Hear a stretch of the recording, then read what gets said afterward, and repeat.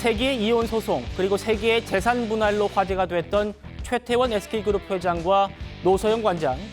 이번엔 노소영 관장의 미술관이 SK 건물에서 나가야 한다라는 법원의 판단이 나왔습니다. 이 문제는 이혼 소송과는 무관하다라는 게 재판부 설명이거든요. 여기에 대한 노 관장 측 변호인 얘기 들어보시죠. 25년 전에 최 회장이 요청을 해서 미술관이 이전을 했던 것인데 이렇게 돼서 저희로서는 정말 해도 너무하구나 이런 생각이 들고요. 앞으로 항소 여부에 대해서는 더 생각을 해볼 예정이고 다만 이렇게 더운 무더위에 어디로 갈 데가 정해지지 않은 상황이기 때문에 여러 가지 좀 고민이 필요할 것 같습니다. 박 변호사님, 지금 이제 이혼 소송 항소심 결과 나온 지 한 20여일 만에 다른 판결이 나온 건데 노 관장이 퇴거는 해야 되고 또 10억이 넘는 손해배상금도 지급하라 이런 판결이 나왔습니다.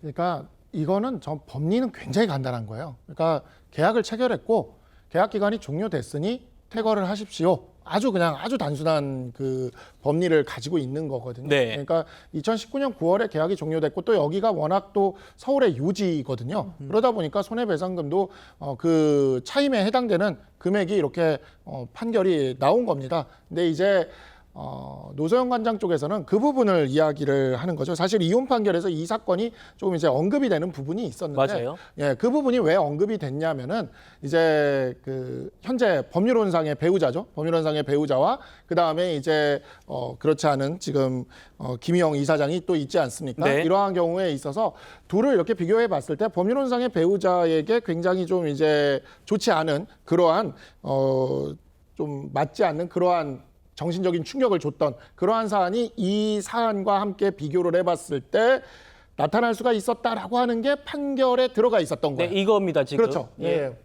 혼인 관계가 끝나지 않았는데도 아트센터 나비를 SK 건물에서 나가라고 요청한 게 노 관장의 지위를 위태롭겠다라는 판결이 있었습니다. 네, 그래서 이런 부분 때문에 이제 이혼 소송에 있어서는 위자료를 판단함에 있어서 이러한 부분이 이제 좀 반영이 된 거죠. 그러니까 정신적인 고통을 줬다라고 이야기를 하는 거니까. 근데 이것은 진짜 정신적인 고통을 준 것에 대해서 위자료가 이제 인정이 된 것이고, 그 다음에 이제 그 전대차 계약은 또 계약대로 계약서가 종료됐는데 이렇게 나가지 않고 있기 때문에 그에 대해서 퇴거를 하고 손해배상을 하라는 판결이 주어진 겁니다. 그래서 법률가 그러니까 완전히 드라이하게 네. 그러니까 어떤 감정 같은 걸 다 배제하고 드라이하게 놓고 본다면 법률가적으로 보면 그냥 법리대로 나온 판결이에요. 법리대로 나온 판결인데 다만 이제 노 관장 측에서는 그러한 부분을 좀 언급을 하는 거죠.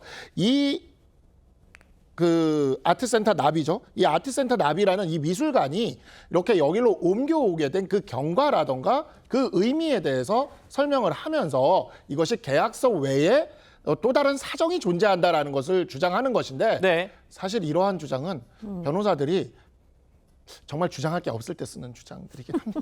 일단은 그 주장을 한번 듣고 얘기 더 나눠보도록 하겠습니다.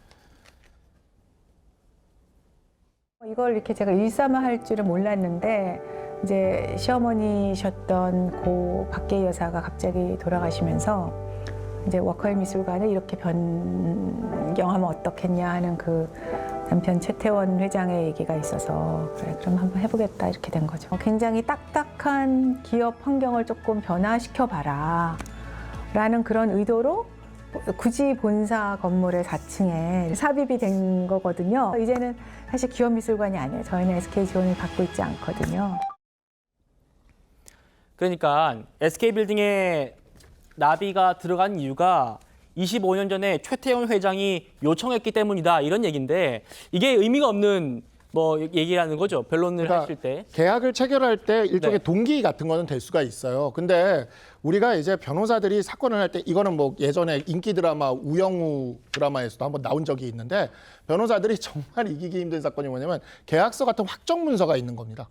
그러니까 이 확정 문서는 그냥 확정 문서대로 해석이 되는 거예요. 법리적으로. 네. 그래가지고 지금 이와 같은 동기 부분이 계약의 내용으로 들어가서 예를 들어 계약 기간이 종료된 다음에도 계약의 자동 연장이라던가 계약 기간을 늘릴 수 있는 이런 것으로 해석될 여지가 있다면 그런 것이 아니면 구두 계약으로 확정될 여지가 있다면 그게 반영될 수 있겠지만 단순한 동기 수준이라면 이 확정 문서를 이겨내기는 쉽지가 않은 거죠. 근데 확정 문서는 이렇게 있는데 이제 정말 잘 알아둬야 되는데 이렇게 해주기로 했어요라고 얘기를 했는데 확정 문서는 그랑 전혀 다르게 써놓은 거죠. 근데 해주기로 했다라고 얘기했는데 그냥 그게 단지 청약의 유인이나 아니면 동기 수준에 그치는 거라면 그걸 계약 내용으로 주장할 수가 없는 거죠. 그래서 항상 중요한 건 계약서의 내용이고 계약서의 내용은 변호사의 검토를 꼭 받으시는 게 좋습니다.